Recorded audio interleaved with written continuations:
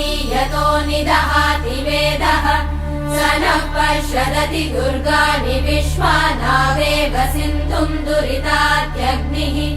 तामग्निवर्णाम् तपसा ज्वलन्तीम् भैरोचनीम् कर्मफलेषु जुष्टाम्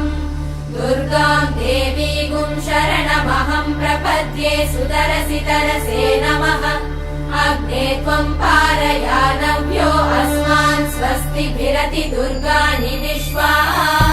पूष्य पृथ्वी बहुला न उर्वी भवातोकायतनयाय शम्योः विश्वानि नो दुर्गः जातवेदः सिन्धुन्न नावा दुरितातिवर्षि अग्ने अत्रिवन्मनसा गृणानोऽस्माकम्